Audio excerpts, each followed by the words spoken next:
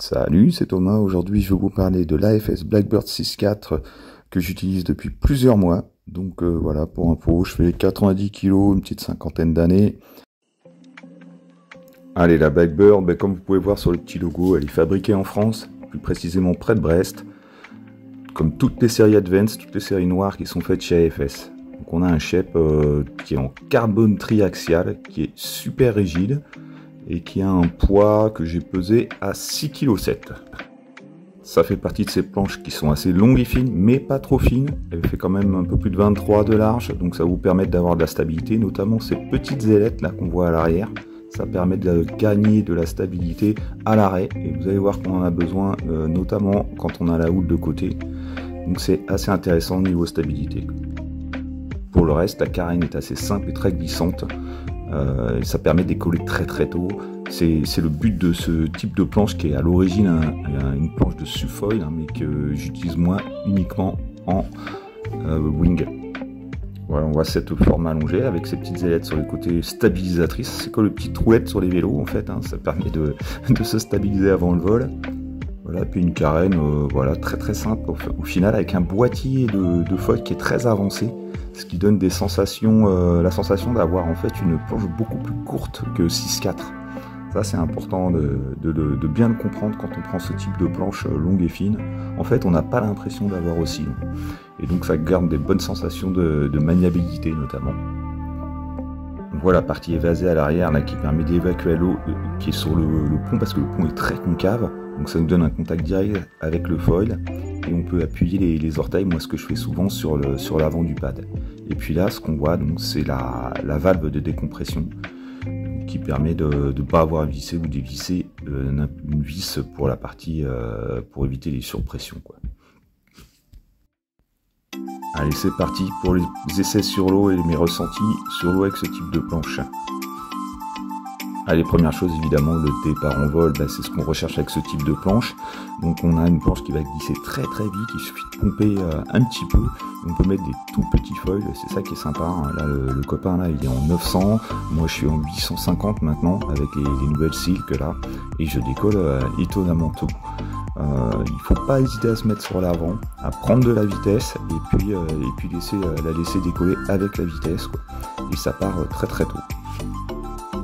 C'est pas une planche de débutant, elle a pas beaucoup de largeur, mais pour autant elle garde de la stabilité dans la houle. Quand on a de la houle latérale, on peut remonter dessus assez facilement. Donc là c'est une question de volume bien sûr, mais une question aussi de largeur qui permet de garder de la stabilité et de la facilité. Après, ce qui est très surprenant en fait, c'est la maniabilité de l'engin, parce que une 6.4, on se dit ça va être énorme, ça va être balourd, ça va être pas du tout agréable. Et bien, au contraire, en fait, c'est quelque chose de vraiment maniable. Et le fait que le foil soit vraiment avancé dans le boîtier, ça permet en fait d'avoir une sensation de planche plus courte. Donc je sais pas, la 6.4 pour moi, c'est un peu comme une 5.2 ou 5.4, on va dire, un petit peu plus que 5.4, allez. Mais ça ressemble vraiment à une planche plus courte. Et on n'a pas d'impression de balourd avant-arrière. Et le fait aussi que le pont soit très rigide, et globalement la planche très rigide, on a une très bonne réactivité, c'est vraiment agréable. À ajouter à ça aussi le pont très concave qui permet d'avoir une bonne sensation, un bon contact direct avec le foil. Comme c'est assez étroit en curving, en vague, on va pouvoir passer assez facilement sans toucher, ce qui est intéressant. Et en fait, le premier truc qui va toucher, c'est plutôt l'arrière quand la houle est un petit peu serrée ou quand les vagues sont un petit peu serrées. Avec cette planche, on peut toucher l'eau, ça glisse tout seul, donc du coup on peut naviguer, glisser en free fly jusqu'à la dernière limite, toucher la planche et hop, ça repart immédiatement. Ça va avec le départ en vol précoce, c'est vraiment très agréable. Et on n'a pas de souci à tenter des choses, à tomber, on sait qu'on va repartir vite, ou même à toucher, on sait qu'on va, même si on touche, on va pas galérer. En conclusion, le Rex de cette AFS Blackbird pour un usage wing uniquement, je rappelle, alors que c'est quand même aussi une planche de Sufoil à la base. Alors pour qui je la recommanderais plutôt pour des niveaux moyens à confirmer. Elle a un petit peu de largeur, ce qui est intéressant, notamment pour redémarrer dans la houle, mais ça reste une planche qui n'est pas faite pour débuter. On choisira plutôt une planche un peu plus large quand on veut débuter, qui décollera peut-être moins vite, mais qui aura l'avantage d'offrir plus de stabilité. Pourquoi faire? Évidemment pour le petit temps, c'est ce qu'on recherche, une planche qui décolle très tôt, Et l'avantage de décoller très tôt, c'est pas que le petit temps.